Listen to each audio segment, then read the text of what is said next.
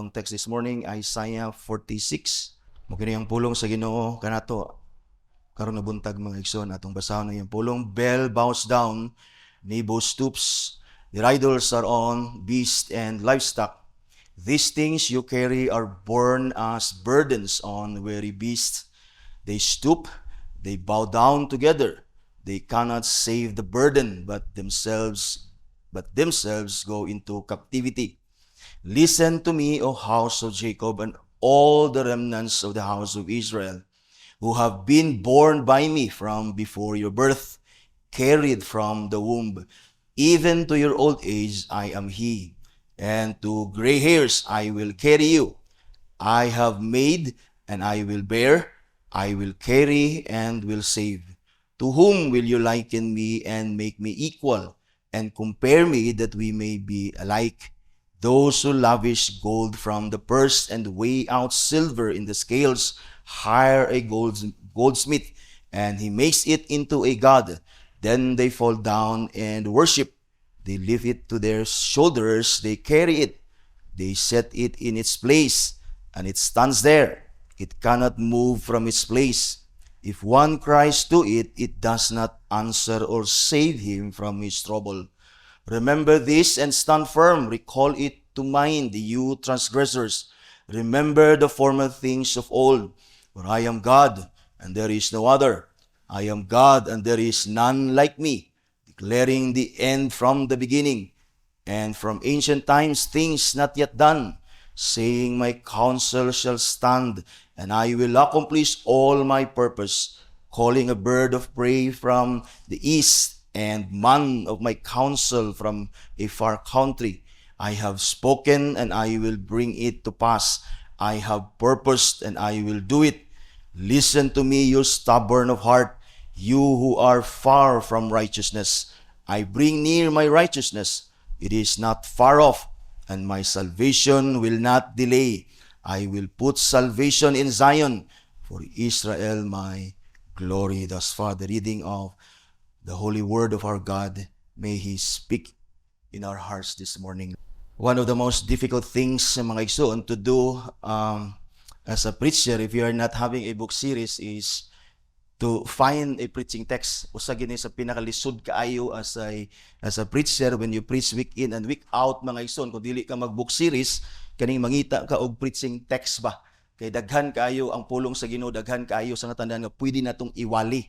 Di ba, usay ang magwawali, mahimo siyang bias or mahimo pud siya nga pwedeng magpili siya og mga bersikulo nga para mangigo sa iyang congregation, or usahay pod ang preacher kabalo siya nga ang needs sa iyang congregation, especially if mao gid ang pastor sa maong simbahan, kabalo siya sa needs sa church nga mga igsoon. So makapili siya mga text nga pwede niyang i-encourage, i-comfort bakaha o gigiya sa congregation, mga igsoon. But even then, usag yapon na kalisod kaayo nga butang. That's why sa Reform, when we dinig study ta book by book, dako kay na nga relief sa mga preachers again nga mag-preach week in and week out, because I'd rather choose to kanabitang to study sa kanang very difficult passage nga maigo sa atong series, rather than to pick a preaching text kung asa ta mo paingon lisod kay na sa nga tanan nga buhaton, mga igsoon. So mahimong mas musugot pa ko nga mo atubang mo consider sa difficult nga text as part sa atong study, rather than to pick a text to preach ana nga week, mga igsoon.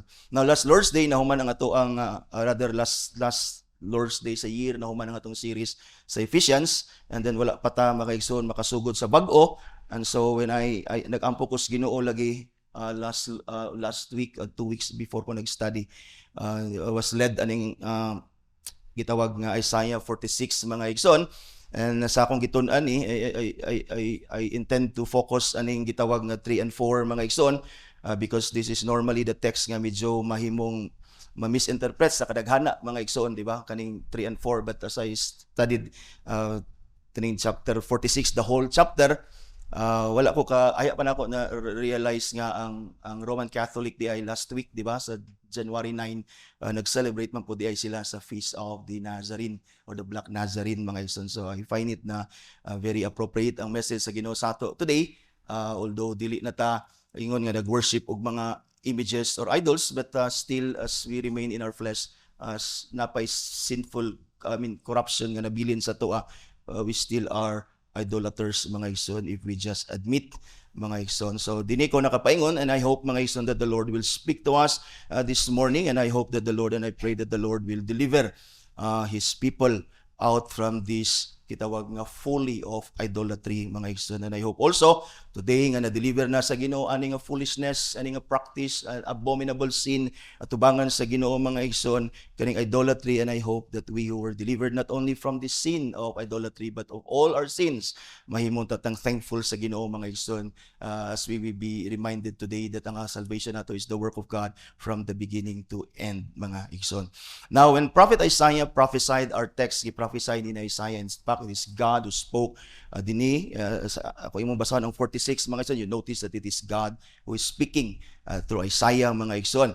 When Isaiah prophesied this text, mga igsoon, the exile, especially sa Judah, had not yet occurred, mga igsoon. Study sa Daniel, ang Judah, di ba, already ang northern part sa Israel were already sent to gitawag og exile, mga igsoon. Ang northern part or southern part, which is the Judah, ani nga time sa prophecy ni Isaiah, wala pa sila nakaadto sa Babylon. Wala pa sila sa atong study, mga igsoon, sa Daniel. Dito na sila, appeal si Daniel, nadala sila dito as exile, mga igsoon. But the prophet, looking into the future in the spirit of prophecy, dinhi sa iyang prophecy, he sees his people in captivity already, mga igsoon. That is why the gods of Babylon, Bel and Nebo, was mentioned ni Isaiah dinhi, or even God, mga igsoon. Tungod kay bisan pag wala pa sila dito sa Babylon, mupaingon sila dito as panisan sila sa Ginoo. And we know the reason for their exile. Kabaluta sa main reason sa exile sa Israel, mga igsoon, nga nahimo silang captive sa Babylon. The main reason was idolatry. Idolatry. They worship other gods rather than the one true God. Idolatry is a great sin. Ako nag-iingon din, that's in fact for me the greatest sin, because it is a sin against God's person. Imong giilisan ang Ginoo to something that is not God, mga igsoon. As Paul says in Romans chapter 1 verse 25, that's idolatry. It is to exchange the truth about God for a lie and worship and serve the creature rather than the Creator, who is blessed forever. This is what happened in the Garden of Eden. In fact, if you recall kung sa'y naitabo dito sa Garden of Eden, mga igsoon, na niresulta sa fall, si Adan o si Eva, our first parents, worship Satan rather than God. That imunang tan-aon ang root ana, they worship themselves rather than God, mga igsoon.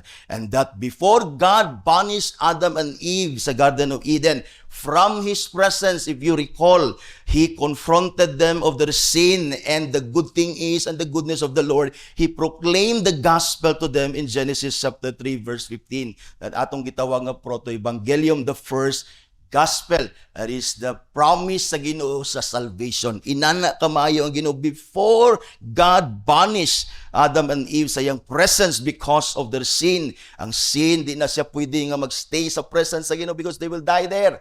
And then before sila gipagawan sa Ginoo, nag-promise ang Ginoo salvation. Maayo kayo sa tanan. In other words, this prophecy put ni Isaiah nga gibungat sa Ginoo mismo before God sent them to exile. And dinhi ang prophecy ni Isaiah is about God's promise of salvation uttered by God Himself prior to their exile, is a reminiscent of what God or what happened in the Garden of Eden before God banished the first parents out of His presence. In fact, ang exile sa Israel ngadto sa other nations, banishing them from the presence of God, where God's temple nga nagrepresent sa iyang presence in the midst of His people dito sa Jerusalem, while they were banished to other nations, it is a picture of God.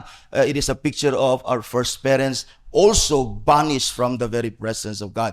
In other words, ang Isaiah 46 is a gospel preached by God to Israel, who like Adam broke his covenant before banishing them out of His presence. A reminder ni, a reminiscent ni sa gitawag og first gospel sa Ginoo that shows His goodness and His intention. And then God banished us from His presence because of our sin. His intention is to preserve us, and His ultimate plan is to save us, because before iyatang gipalayas, iyahatang gisaaran, nga iyahatang luwason.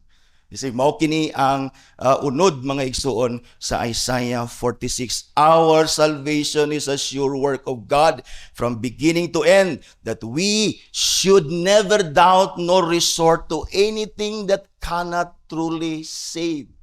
Idols. You see, ang atong salvation is a sure work of God from beginning to end. Imo ning angay sabton aron dili ka mo doubt sa imong salvation, aron sa dili ka mo resort to anything that cannot save. Kaning gitawag nato nga mga idols. An idol can be anything you put your trust and confidence in instead of God. Now, brothers and sisters, since idols cannot save but God alone, let us put our faith in Him alone for our salvation. Again, I hope you will listen to the Word of God tungod kay still naapataani, incline ug naapatay tendency to trust even ourselves rather than God, mga igsoon. Now, here in our text, atong matikdan ang tulo ka butang, mga igsoon, aron nga atong masabtan ang tinuod nga mensahe sa Ginoo niini, mga igsoon. First is that God reprobates idols who cannot save. God condemns, God rejects, God reproves, and God warns His people that the idols, those whom you worship, those whom you put your trust and confidence in, nagingon ang Ginoo, they cannot save. They cannot save. First diya sa gitawag og manotice nimo sa verse 1, gimension sa Ginoo si Bel, gimension sa Ginoo si Nebo. This kaning duha mga ison, these were two of the most prominent deities in the Babylonian pantheon, mga ison. Note again that Judah was not yet in exile at this time when God foretells Bel and Nebo's destruction actually. Because again, the reason why they will be sent to Babylon para sa ilang punishment is because they worship mga idols, na sila yung mga gods and goddesses. Ipakita sa Ginoo dinhi nga kung maabot mo dito sa Babylon kay ako mong panisan because of idolatry, pwedeng mo simba og mosalig mo ni Bel og ni Nebo, which is mga Dios ni agituhuan nga gamhanan kaayo dito sa greatest city sa kalibutan at that time, the city of Babylon. But ang Ginoo nagpasabot sa ila that even these gods and goddesses sa Babylon nga girespetuan og ilang kagamanan, they will be destroyed. In other words, God is saying, kanang inyong God and those gods who are greater than your gods, when you worship them na walay pulos because they cannot save you, because they themselves will be destroyed, mga igsoon. Bel bows down and Nebo stoops. That's a verse 1, parallel na sa verse 2. They stoop, although the order was gibali ni Isaiah, they stoop and bow down together. The first verb, bows down, suggests a crouching, a sinking down upon one's knees, not bowing down. Kani sila, the bow down, usay magamit ni nato when we bow down to worship God. But the verb here, mga igsoon, bow down is not voluntary, but bows down, being struck down by Yahweh. The Hebrew word here is translated collapse.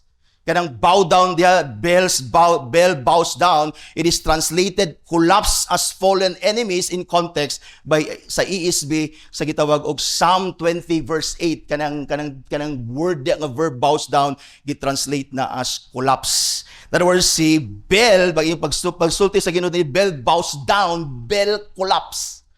So dili na pag-bow down ni Bel to worship God, but he was bowed down because he was struck by Yahweh.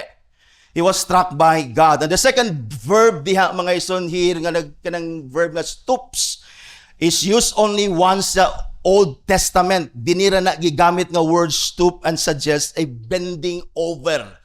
Kanang word nga stoop sa Hebrew, that's bending over. In other words, if Bel is si Bel na hapla, na collapse, na hapla, si Nebo na hayang, mga igsoon. Hulagway kani sa ilang destruction, mga igsoon. So God is warning them that even if they trust these greatest gods nga giila dito sa Babylon, the greatest city, these gods nga pwede nilang saligan dito kay mga idolaters man ni sila, naana sila yung mga Diyos. That's why i-exile sila sa Ginoo panisan pag abot dito, because they love idols rather than the one true God. They will worship. There is a tendency that they will worship Bel and Nebo, but ang Ginoo gipakita dinhi, even if they worship these greatest gods according to the people sa Babylon, they will be destroyed, mga ison. That is the points sa Ginoo din sa verse 1, mga ison. 1 Samuel chapter 5 verse 3, sama ni Dagon dito sa templo, mga ison, ni Dagon, nagibutang nila dito ang Ark of the Covenant, mga ison. Sa 1 Samuel chapter 5 verse 3, nagingon dito, behold, Dagon had fallen face down. Mao ni ang hulagway ni Bel dini, had fallen face down on the ground before the Ark of the Covenant. Kaya ilang gibutang ang Ark of the Covenant when they captured the Ark of the Covenant. Gibutang nila dito sa templo ni Dagon, and then pagkabuntag nahapla si Dagon, mga ison. So they took Dagon and put him back in his place. Kinatumba man siya. But verse 4, but when they rose early on the next morning, behold, Dagon had fallen face down on the ground before the ark of the Lord, and the head of Dagon, and both his hands were lying cut off on the threshold. Only the trunk of Dagon was left, mga ison, to him. In other words, walay, no idols can withstand before God, mga ison. Ipakita lang sa Ginoo that He is the one true God, that He is omnipotent, and that these gods and goddesses nga inyong gi-idolize, ang inyong gi-saligan, these are impotent gods, mga ison. God here is telling of the destruction of these prominent deities that Israel may worship when they are sent to Babylon as exiles. You see, and through Isaiah, mga ison, here ang Ginoo, He went on to say about their uselessness and powerlessness, mga ison, diha sa verse 1b. Their idols, ingon din ni Bel, that is their idols, diha sa verse 1b. Makita nimo, Bel bows down and Nebo stoops, and then that's the B there, their idols. That is, nagpasabutan na, Bel and Nebo are on beasts and livestock, nag-ingon ng Ginoo. In other words, kini si Bel o si Nebo, they would be carried by animals, presumably cows and bulls mo na ang hulagway. Even ang Ark of the Covenant, di ba, ang Palestine, when they captured, giuli nila dito, kay nagabaan sila, ilang gikarga dito sa di ba, sa mga nati nga mga baka, mga igsoon. So dinhi ang hulagway dinhi, mga igsoon, is kani nga mga gods were carried by livestock, mga igsoon, were beasts, were possibly by cows and bulls. These things you carry, nag-ingon diha, are born as burdens on weary beasts. These things you carry, these idols you carry, burden ni sila, mga igsoon, are born as burdens on weary beasts. These idols referred to here are burdens. Idols are burdens. You're bound to carry them. You're bound to provide for them. You're bound to preserve them instead of the other way around. Kay mga tao, musimba sila idol, Diyos. Ang ilang expectation, ang Diyos mo panalangin sa ila. Ang ilang mga Diyos mo care sa ila, mo provide sa ila, mo protect o mo preserve sa ila. But it's the other way around. Idols are burdens. Actually, ikaw ang nag-alagad, ikaw ang nagserbisyo, ikaw ang nahimong panalangin sa imong idols rather than ang idols na himong blessing sa imo. They are burdens. Idols are expected to bear the people throughout their lives. Instead, they themselves must be born and are born of the people, are burden of the people. This is in contrast, mga igsoon, sa Ginoo that removes even our burdens. And ibutang niya iyang atong burdens sa iyang kaugalingon, and He Himself carries our burdens and even bears us from the beginning to end to save us, mga ison, which is makita nato sa verse 3 and 4 later on, mga ison. It is they who carry their idols and burn them, or rather, and born them as burdens of weary beasts, mga ison. Kanang statement diya nga ang ilang idols ay ilang gi-carry, ilan nang nahimo na siyang gitawag nga burdens on weary beasts, kay they carry their idols, these are burdens, and then gibutang nila na dito sa mga beasts, mga ison, gipakarga nila sa beasts. Ang ilang mga idols, mga ison, they are useless. These idols are useless. Cannot even give strength to the beast that carries them. Imagine the beast, kaning cows, bulls, which are animals na gi-create sa Ginoo for hard work. Ipagdaro na nimong baka, musugot na imong ipagdaro. Pero ipaglukdo na nimong idols, which is against His Creator, kapuyo na sila, gidescribe na sila sa Ginoo dinhi, even these beasts were created by God for hard labor, nga di ni sila mawiri nga imong ipagdaro tibok adlaw, and yet when they are brought in to carry these useless idols, they are described by God as weary beasts, because they're carrying something that are useless. idols are useless burden na sila nga mga gods and goddesses. But the picture here, mga ison, nga gusto ipakita sa Ginoo sa Israel, who put their trust on idols instead on God, mga ison, is that idols, even the most prominent in the greatest city of the world, Babylon, ginapakita lang sa Ginoo dinhi that they are useless and are nothing. Burn as burdens on weary beasts is a picture of a procession of defeat. Actually, dinhi pakita sa Ginoo sa ilaha. This is a picture of a nation that is a defeated nation, a procession of a defeated nation whose images of their gods and goddesses are carried away as burdens on weary beasts so that they will no longer be honored, they will no longer be worshipped, and they will no longer be seen. Inani sa unaha, the victory of the gods and goddesses is the victory of the nations. Pwede po na nimo balihon. The victory of the nation is the victory of the gods and the goddesses nga ilang gisimba. That's why ang ilang God, nga ilang gisimba, mapukan ang tibok nation. O ang tibok nation mapukan po ng ilang Diyos-Diyos. And then when they are carried out sa ilang nation as exiles, their gods and goddesses will also be carried by weary beasts. Ibutang na sila dito. The picture na ginapakita sa Ginoo dinhi, that Bel and Nebo one day, they will be carried as a picture of sa procession sa defeat. That even if you trust them, when you come to Babylon and worship these gods and goddesses in Babylon, they will one day be carried in a procession of defeat, mga igsoon, and then you will be carried away with them in destruction. That is the picture na gipakita sa Ginoo dinhi. You see, ang procession sa mga idols is a procession of defeat. I-carry na nimo sa beast. The beasts are weary because they're carrying useless things. Ipagdaro ang baka, di na mo reklamo, di kanya sungagon. Ipalukdo nag-useless. Even the beasts recognize na wala sila lain ni carry sa ilang pagka-beast is ang purpose sa ilang Diyos nga creator. Even beasts recognize nga ilang gilukdo are useless things. Things that are against their creator. Karon, kita nato ang procession sa Nazareno. Do dili na bis ang gikargahan. Gikargahan nag cart or unsa na nga vehicle ilang gikarga. But makita nimo that procession is actually a procession of defeat. Because ang ilang karga is useless, powerless, impotent God. And I hope ma-realize na nila, and I hope ma-realize na natong tanan mga igsuon. Born as burden on weary beasts. And then verse 2, gi-clarify sa Ginoo ang iyan ang gisultidaan. They stoop and bow down together. This refers to Bel and Nebo, mga ison. They cannot save the burden. Sige, balik na sa Ginoo. They cannot save the burden. Sa other versions, they are not able to escape the burden. That is, as they are completely crumbled. That is, they stoop down, nahapla sila, nahayang sila. They crouch together, have crumbled in pieces, sama ni Dagon entirely, and are completely destroyed. They are not able even to deliver the beast from the burden their image have made. Sige, pakita lang sa Diyos na kani nga mga gods and goddesses, Bel and Nebo and all our idols are useless. They are useless. They cannot even deliver themselves. And even the beasts that carry their useless images cannot even strengthen those beasts.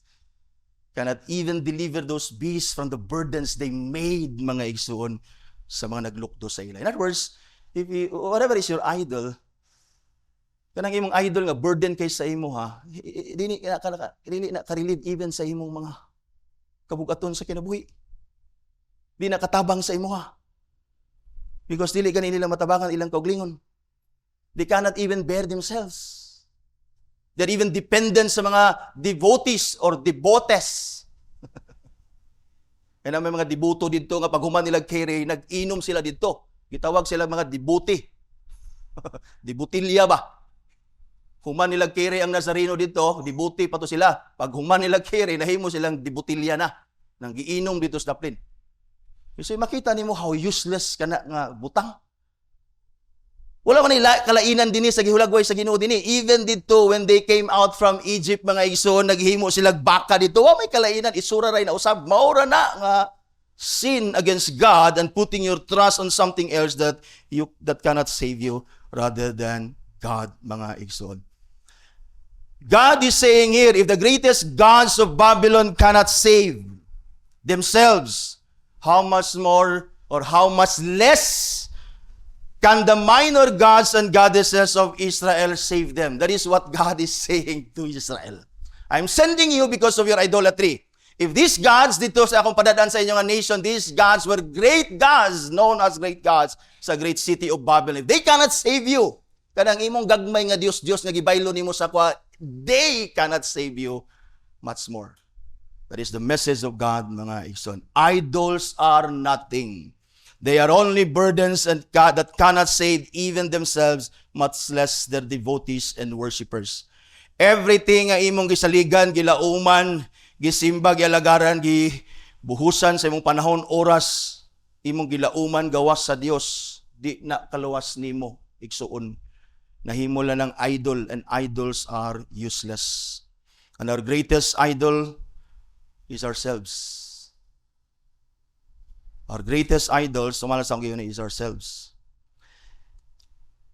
That's why we are sometimes tempted to think that kita ang mag-decide on how and when we are to be saved. Or say, matintal ta nga maghuna-huna that we can devise other means to salvation, other ways to God. Huna-huna ta. Nailain paagi. Muna imong buhaton mga igsoon, because beware of yourself, because that's your greatest idol. You are commanded to worship God, to love God above all. That's why gi-encourage ta mo this year, inta nga magkazilos ta, inta mag-increase ang atong involvement, mag-increase atong devotion, atong love, atong pag-appeal sa buluhaton sa Dios rather than mag-decrease.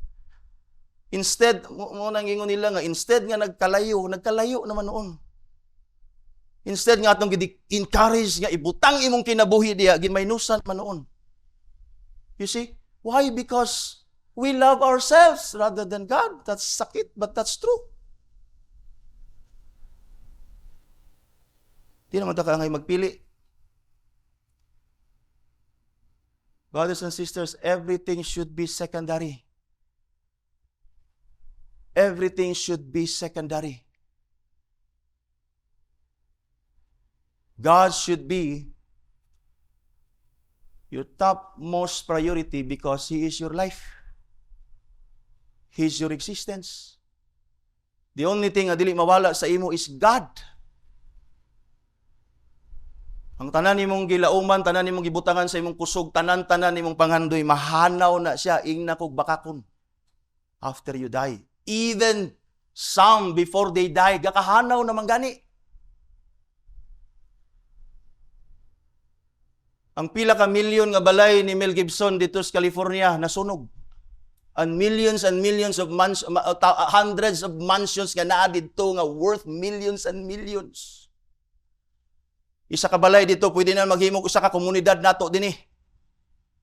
Anyat nasunog si Ben Affleck, samtang gitan-aw niya iyang pila ka milyon nga mansion, gitan-aw niya hangtod na laya, nasunog, nawala mga igsoon.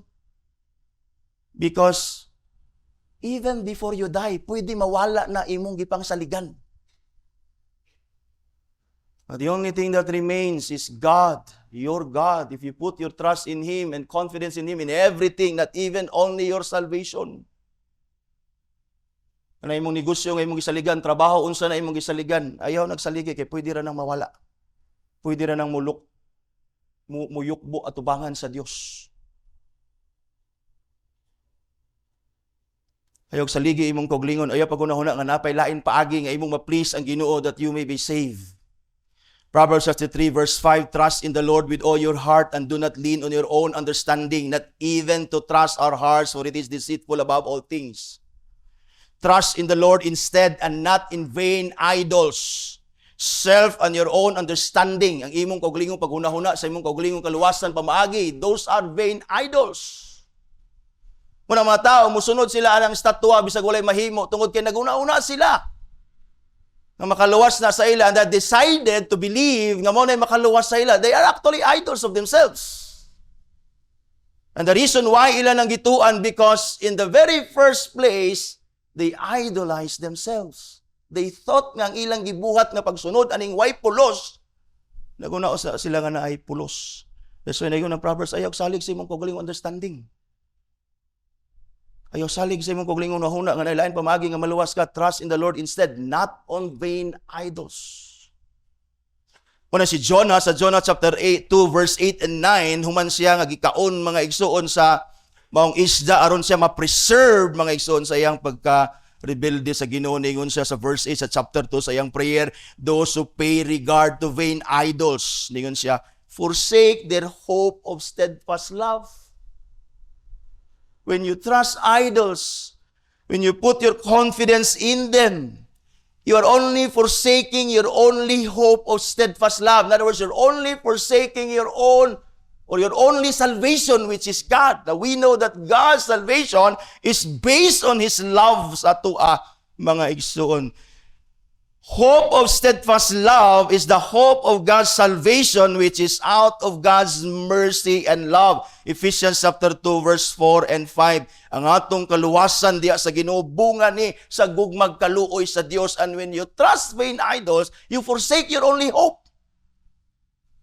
of salvation. You forsake your only hope of steadfast love, mga igsoon. And Jonah went on to pray, mga igsoon, sa verse 9 sa chapter 2 sa iyang prayer, but with the voice of thanksgiving, ningon siya, I will sacrifice to you what I have vowed I will pay. Salvation belongs to the Lord. Nakamatharagid siya.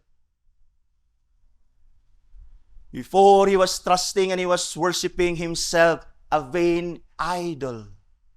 Naguna-una si Jonah, I'm better than God. Dili ko musubay sa iyang kabubuton because iyan ang luwason. Gusto na ko ma-destroy sila. Nisibat siya, mga igsoon, because he worships himself. Later on, by God's grace, na-realize niya that salvation indeed belongs to the Lord, not in vain idols. Brothers and sisters, idols cannot save. God alone can. You cannot save yourself. Uban sa tanan nimong gisaligan. God alone can. Thus here in Isaiah 46, after God reprobates, after God condemns, after God rejects idols who cannot save, the Lord went on to reassure Israel of His salvation. Ano nimong next na portion sa atong text? Isang Ginoo, nag-assure siya sa Israel sa iyang kaluwasan. Idols cannot save. I can save.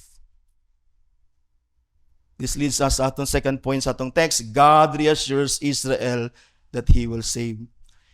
Again, note here that the Lord addresses His people whom He will save. Dili tanan. Iyang gi-addressan dinhi ang iyang katawhan nga iyahag yud nga giplanuhan nga iyang luwason from the beginning, even before the foundation of the world. Verse 3 ningon siya, listen to me, O house of Jacob. That is, giripitan na sa Ginoo, all the remnants of the house of Israel. All the remnants of the house of Israel are those who are alive at the time of this prophecy. Sila dito, nga na dito, remnant, buhi sila dito. They were especially addressed by God, but the assurance of salvation, the assurance, mga ison, of that God will save His people is tanan ni house of Jacob. That is, nadiya sa verse 3a, or rather sa verse 3a. Listen to me, O house of Jacob.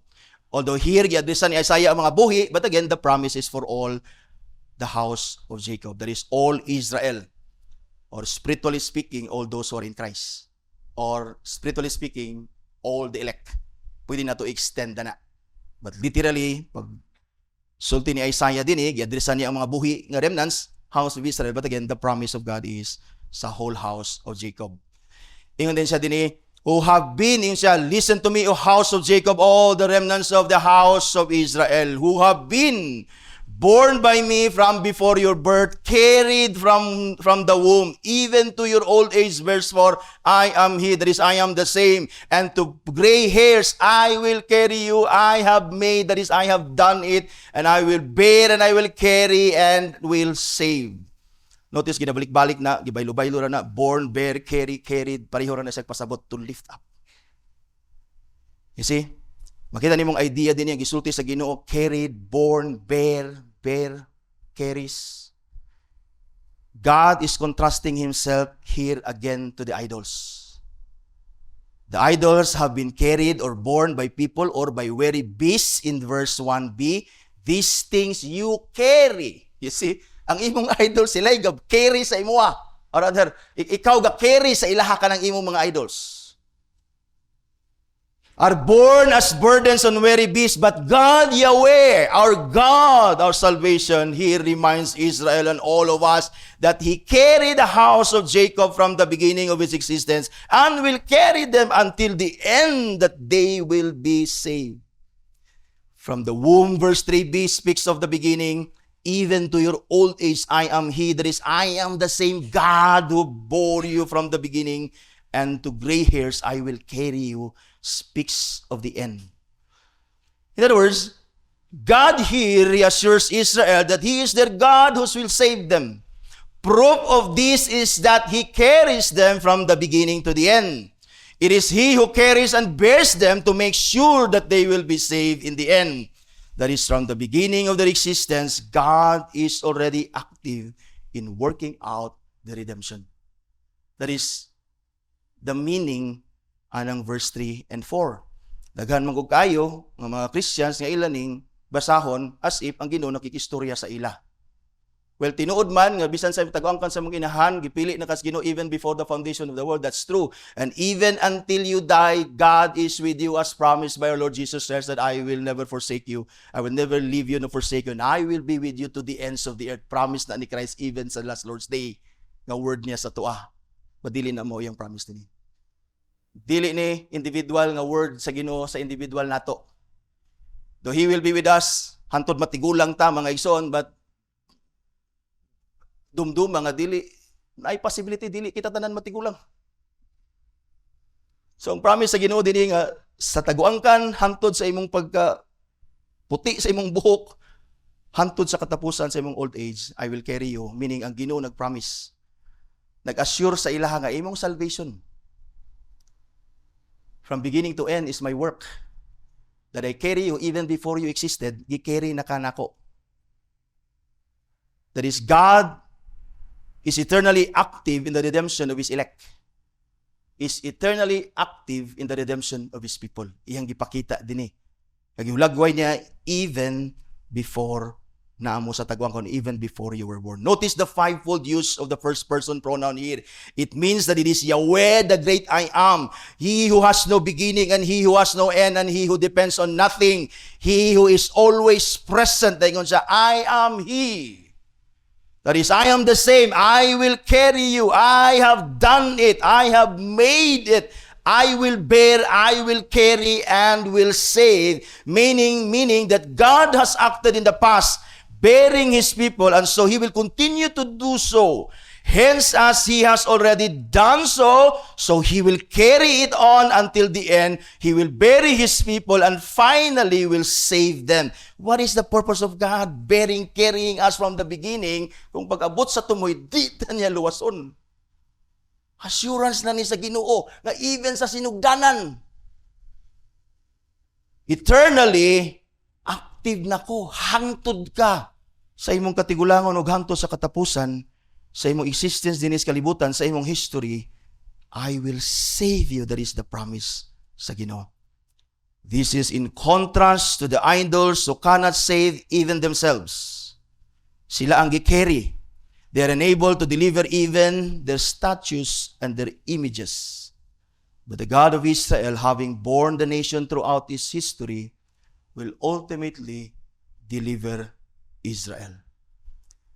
Ulagway ni sa usa ka tao, when you carry your idol, meaning ana, useless man na, wa man ay pulos, paingon na sa imong destruction. But you're carried by God, nagpasabot na og salvation. Si Edward J. Young sa iyang comment ningon siya, when man carries his God, his idol, the end is destruction. But when the true God carries man, the end is salvation. Hala, lukduhan na imong idol and you will be destroyed together with your idols. And trust the Lord that He will carry you to the end, and that means your salvation. He goes on to writing and said, the gods of Babylon are so lifeless that they must be borne on very beasts in flight. But the God of Israel, on the other hand, He carried His own people through the entire course and history of their existence. Ang point sa Ginoo of carrying us from the beginning is to actually save us in the end. God who chose Jacob over Esau before they were born is the God who chose us even before the foundation of the world and carries us all through our entire existence, making sure that we are safe. Idols cannot save. God alone can. Stop carrying your idols. Stop trusting in them. They're useless. They're impotent. Thank God that He carried you even before the foundation of the world, even before you were born. And trust Him that He will carry you until the end. Because ang purpose sa Ginoo of carrying Israel from beginning to end is to save them. And the purpose of God choosing you before the foundation of the world is to save you. Ayaw na ipasubo ang Ginoo mga igsoon of carrying and trusting any other idols that cannot save. Praise Him. Love the Lord. Thank the Lord. Trust Him that your salvation is taken care of by God Himself who carries you until you die. And then notice din yung mga igsoon sa verse 5 and 7 after ang Ginoo nag-assure sa Israel that He will save them. Pero yung ipakita, useless din ang mga idols. Your God will save you. And then verse 5 and 7, God challenges Israel to compare Him to their idols who cannot save. Ikumpara niya, i-challenge niya ang Israel, i-compare me sa inyong idols who cannot save. Verse 5, to whom will you liken me and make me equal and compare me that they or that we may be alike? Kinaingon ang Ginoo. The answer is none. Kani nga rhetorical question sa Ginoo, the answer ani is none. Walay sama sa Dios mga igsoon, sama sa iyang giingon sa verse 9, I am God and there is no other. I am God and there is none like me. The answer is none. But wala gi idolater nga makatubag ani o wala gi idolater nga mo tubag ani because sa atong ignorance of the one true God. Walay idolater because all idolaters are deceived by their idols. Ang ilang idols powerful. Dili na nila i-worship, dili na nila i-devote ilang time, ibutang ilang pagsalik o confidence sa ilang idols if na sila true knowledge sa ilang idols that idols are nothing. All idol worshippers, even those kaning mga deboto sa Black Nazarene, nagunahon na sila that image, whoever that is, nagunahon na sila that is equal with God. Nagunahon na ang mga idol worshippers, ang ilang idols, equal with God. Or at least like God. That's a deception sa yawa, mga igsoon. Though, dini mga igsoon, ug ang Ginoo nag-challenge sa ila to compare Him, walay makakompare sa ila because ignorante ta puros. We don't even know truly our idols and even know truly the one true God. Si Edward J. Young, ni comment niya, by means of this question, the utter folly and impossibility of comparing the incomparable eternal God with the created finite creatures is brought out into the open. Kani nga challenge sa Ginoo sa Israel to compare Him to their idols, but none and no one can even dare take the challenge mga igsoon, is gi-expose lang sa Ginoo that their idols are nothing compared to Him. Not even worth comparing. God challenges Israel to compare Him to their idols, but no one can even dare take the challenge, and so God Himself made the comparison. Siya ay naghimo sa comparison because siya ang nasayod sa idols that they're nothing. And God Himself know Himself that He is all things, that He is all powerful. Verse 6, ingon din siya, to those who lavish gold from the purse and weigh out silver in the scales, hire a goldsmith and he makes it into a god. In other words, kana inyong god, binuhat ra na sa tao. Ingon din siya, then they fall down and worship. Verse 7, ingon din siya, they lift it to their shoulders, they carry it, they set it in its place, and it stands there, doing nothing. Dili kanya madala iyang kaugalingon diya sa dapit nga imong gibutangan, ikaw pa'y naglukdo niya. That is, ikaw pa'y nag-carry sa imong idol, gibutang nimo na sa very special place, part sa imong balay. Gibutang na nimo siya diya, imo na siyang gipabarog diya, tsada kayo iyang altar. Butang nimo siya diya, imong gisunuban, gihalaran nimo siya diya na siya, di na siya maglihok hanto, di nimo siya palihokon. Tanawa ang folly sa idolatry. Butang nimo tubangan si mong sakyanan, drive ka, bangga arya pong kadina katabang. Mauna pa nagabuak nimo. You see, imo nang gi-carry, it cannot move from its place. That's why inigsunog, imo na siyang una luwason, kaya di na siya kadagan siyang kauglingon. Tanawa ang fully. Ningon din siya, if one cries to it, as many did last January 9, mga igsoon, daghan kay naghilak, daghan kay dito nga muyo. If one cries to it, it does not answer. God knows it does not answer. Or save him from his trouble, much more from your ultimate trouble, which is the wrath of God. It cannot save even usa ka pa ni hapon, usa ka pa ni udto nga imong iampo, nga imong tagaan kaniya. God here is showing us the folly of idolatry. You hire a goldsmith to make it, you place it in its altar, kay di siya kahimog yang kaugalingon, he cannot place himself there. You fall and worship it, yet when you cry to it, it does not answer nor can save you from your trouble. Is this not folly? Or even stupidity? I hope this harsh nga term is makaabli sa una-una sa mga taong buang. Buang ang tawag ana sa Dios. Kinsa may dili buang ana?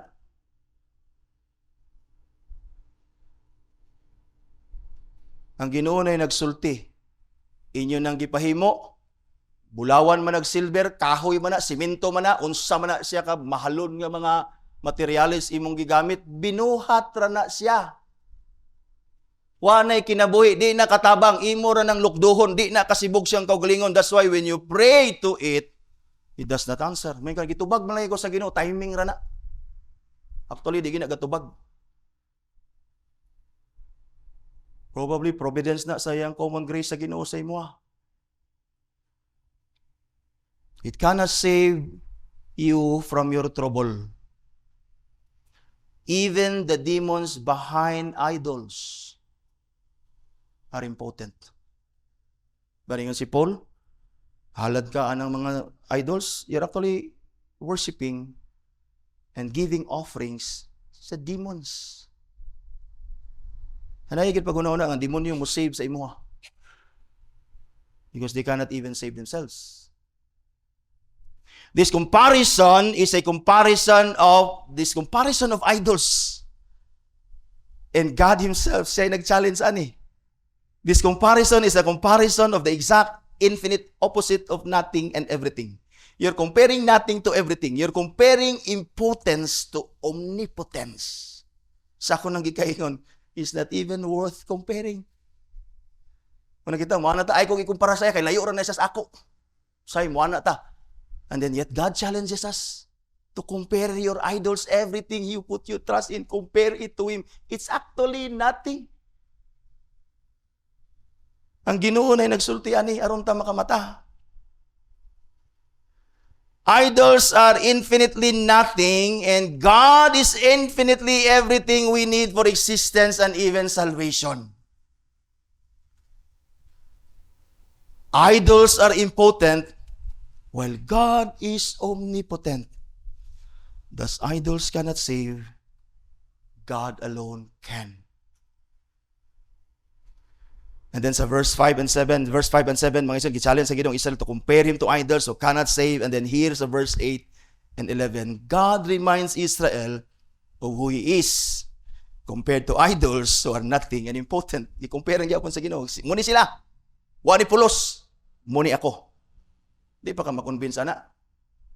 Muni ako nag Ginoo.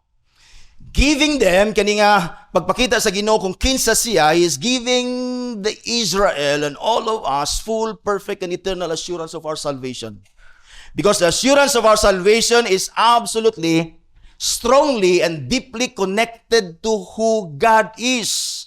If God is not omnipotent, if God is not sovereign, if God is not who He is as He claims and reveals in His Word, as He is, then we have no reason to be sure of the salvation He offers. That's why gipakita sa Dios, kinsa ko. Because ang imong kaluwasan, nag-agad kung kinsa ko. O ang imong distraction, o ang imong pagka-way paingnan, nag-agad sa mga idols nga way pulos. Verse 8, nagingon na Ginoo, remember this and stand firm, recall to mind you transgressors. Verse 8 nga remember this is remember the impotence of your idols. Then God calls them here transgressors because idolaters transgresses God's command not to worship false gods. Kitawag sila sa Ginoo transgressors. And verse 9, gibalik sa Ginoo, remember the former things of old. You see, not only that God commands them to remember the impotence and the uselessness of their idols, God commands them to remember also who He is, who He was, and what He has done for them in the past. Possibly in view din ang Exodus tanawa dito giunsa ta mo. And throughout their history, until at this point sa ilang history, that God is about to punish them sa ilang idolatrous nga acts. God is saying, remember the former things, how I revealed myself to you, who I am. That's why ningon din ang Ginoo, remember the former things of old. Ningon siya, for I am God and there is no other. I am God and there is none like me. Because all throughout the existence of Israel, God has shown and has proven Himself God. Even to the most powerful man in Egypt, gihimo siya kingkoy sa Ginoo. Because God is God. Even si Nebuchadnezzar, gihimong beast sa Ginoo, gihimong tanga sa Ginoo. Because God alone is God. I am God and there is no other. I am God and there is none like me.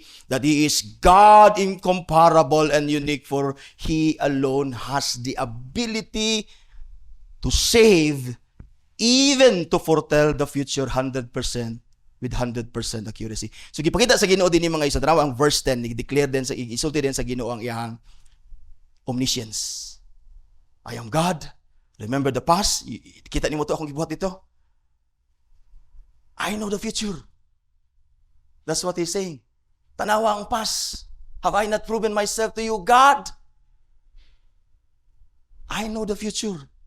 I know. Asa mo paingon. I know I will save you. I can save you because I Himself will save you. Verse 10 declaring the end from the beginning, from ancient times, things not yet done. Not that God can predict the future accurately, but that He can foretell the future because the future is the unfolding of what He Himself has determined. The future is the unfolding of God's eternal plan. In other words, God knows the future because He ordains whatsoever comes to pass in the future, especially His ordination of the salvation of His people. Verse 10b niyo siya, saying, my counsel shall stand. That's why kabalo siya sa unsay may tabo sa future. He knows the end from the beginning because He ordains the future. That's why hindi ko siya din sa 10b, mga igsoon, my counsel shall stand. Note that the counsel is God's counsel and is not obtained by any consultation of any creature. But it is the product of His own mind, eternal mind, omniscient mind. Wala nang konsulta ang Ginoo, unsa man, luwason na tong taon, saon na to ni pagluwas, kamo, unsa inyong gusto, angel, tabang ta. Tabangan ta ni para maluwas ang mga tao. My counsel. Why nagtudlo sa Ginoo? Why nagtambag niya? Di siya ngay tudloan, di siya ngay tambagyan. Ayaw tambag-tambag sa Ginoo. Ayaw siya tabangi. Ayaw i-defend ang Ginoo. He can defend himself. My counsel shall stand, meaning counsel sa Dios. Ang will sa Ginoo shall not change, for He Himself not only decrease it, but He Himself accomplish it. Ang counsel, ang purpose matuman, tungod kay siya mismo mag-accomplish sa nawang verse. And I will accomplish all my purpose, not some of my purposes, but all my purpose. This is why no prophecy will be left unfulfilled. Even sa prophecy sa Messiah, kang Christ, everything was fulfilled. And will be fulfilled because the omnipotent God who can do all things will Himself accomplish all His purposes compared to idols who are impotent, lifeless, cannot accomplish anything, cannot even save themselves.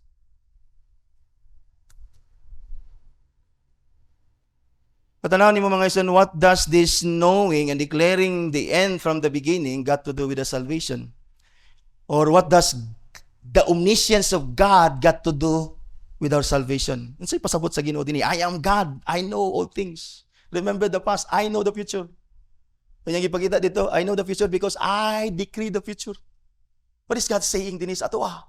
What is God saying here to His people? The answer is, God is saying that our salvation is always in the eternal mind of God. And being omniscient, di siya masayop, He knows all things, never He will change His mind. God is saying that our salvation is always in His eternal mind. That this is according to the counsel of His will. Why nagtambag niya? And that this will stand because it is He who will do it. That's why niyon siya, I'll carry you. I have done it. I have made it. I will carry you to the end. I will save you. That's why muna ang words sa Ginoo. That is, whatever God declares, He will do. And whatever God declares, He decrees. And whatever He decrees is according to the counsel of His will. Hindi siya masayop. Muna ninyo sa verse 11 dayon, naghatag dayon ang Ginoo example sa working sa iyang providence, fulfilling what He purpose. Pirmiro ningon siya, kani inyong idols wani pulos. Ako'y muluwas sa inyo Sige, ikumpara daw ko sa ila. You see, why pulos? You see, ako, tanawa ka ni Adto, ako'y nag-carry sa inyo, tanawa nga akong gahom. Ako ang Dios, ako ay kagul sa unahan, ako nasayod dito. Kay ako'y nag-decree dito. Tanawa, na example gyatag sa Ginoo. Yading giana dinhi. Tanawa, example, verse 11. Calling a bird of prey from the east, ningon siya, the man of my counsel from a far country, I have spoken and I will bring it to pass. I have purpose and I will do it.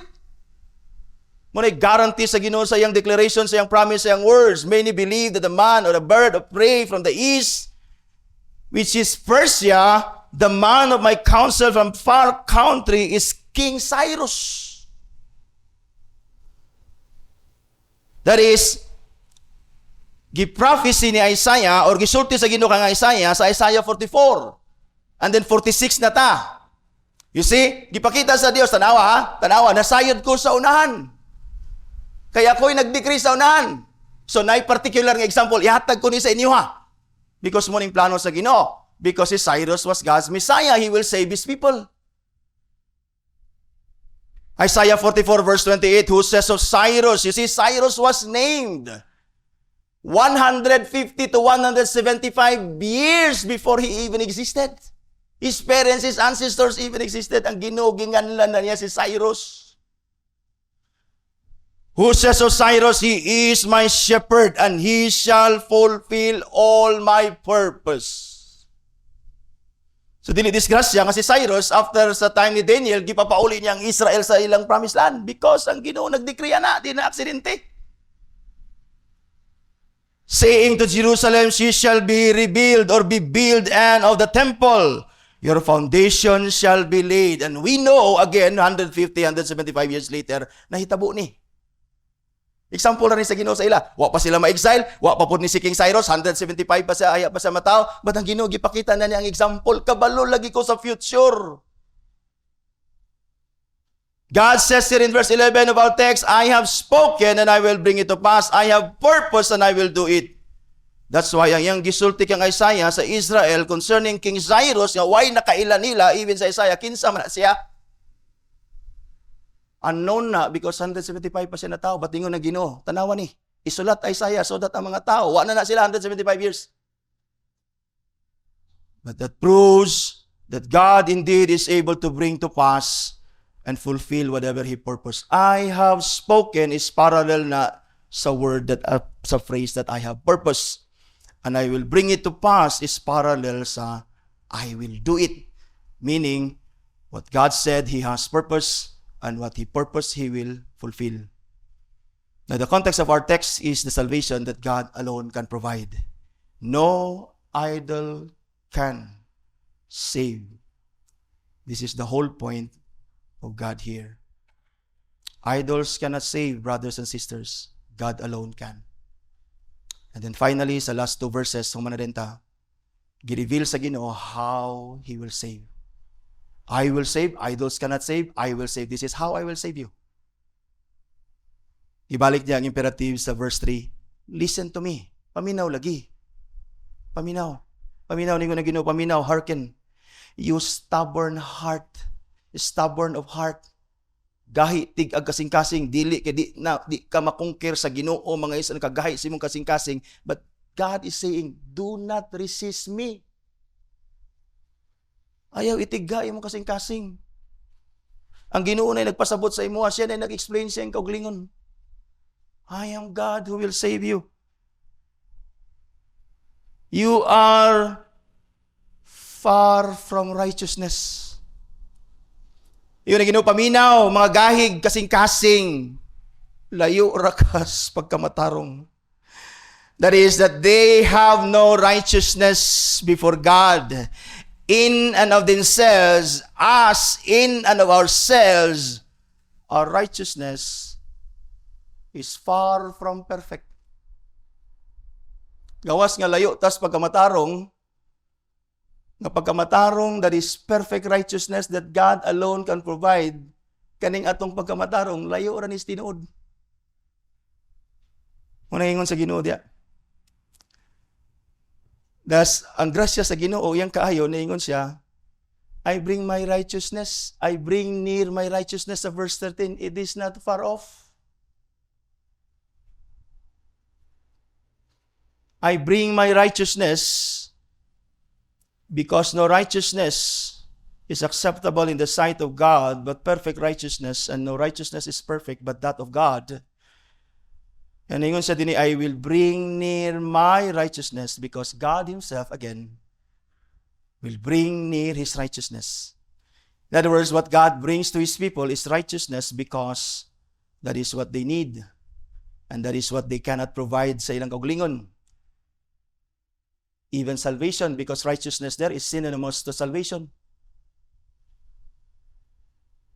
God provides perfect righteousness, therefore saving His people from unrighteousness, from their sin, and from His wrath. That's why niyon siya, my salvation will not delay. I will put salvation in Zion, that is Jerusalem, for Israel, my glory.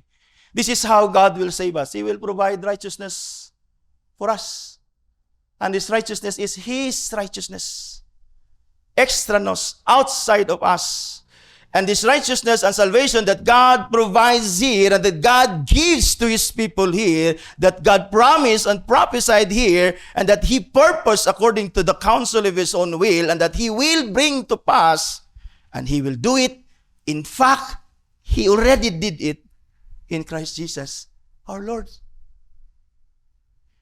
In other words, sa atong perspective, sa atong view, di lang ni declaration, di lang ni promise, but this is a fulfilled will, purpose, plan sa Ginoo sa ato because Christ already sacrificed Himself for our salvation and even for our righteousness. Jesus brought near God's promised righteousness of Himself, and He gave salvation to His people And we know that salvation nagsugod sa Jerusalem even to the ends of the earth until sa atong time today for the glory of God in Israel.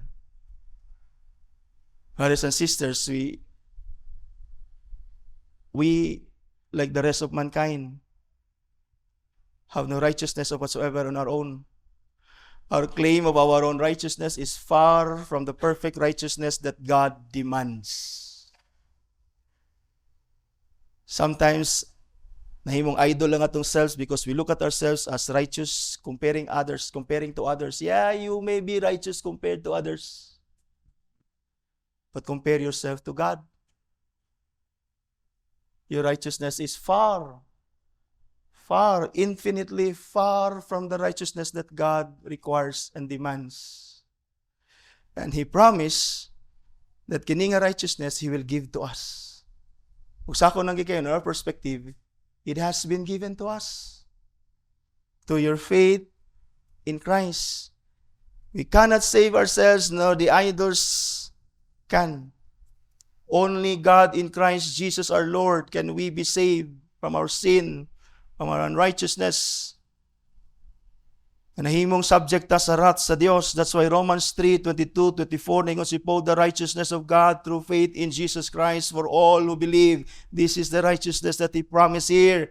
For there is no distinction, for all have sinned and fall short of the glory of God and are justified by His grace as a gift through the redemption that is in Christ Jesus, who provided righteousness for His people. This promise sa Ginoo is di lang declaration. Akong balikod, it is fulfilled. Dili ba ka mutuan that your idols cannot save, only God can? That He carries you even before you were born, even before you existed. And He will carry you to the end. That means He will certainly save you to the end because He is a God who saves. No idol can save, and even our idols of good works, idols are burdens, they're useless, they're impotent, not even worthy of contrast to our true and omnipotent living God, who not only purpose, who not only wills, who not only promise, but He Himself fulfills our salvation in Christ. Now, brothers and sisters, since idols cannot save, only God can. Let us put our faith in Him alone for our salvation. As you who are not in Christ yet, you're still trusting in any way whoever is your idol. Ako kang i-remind, mga bata,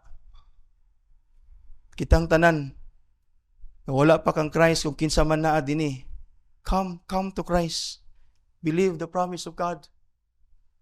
Because masayon ni natutuhuan, because it's already finished, as the Lord declares before He breathed His last breath, that everyone who believes in the Lord Jesus Christ receive the promised righteousness and salvation that the Lord has declared here in our text.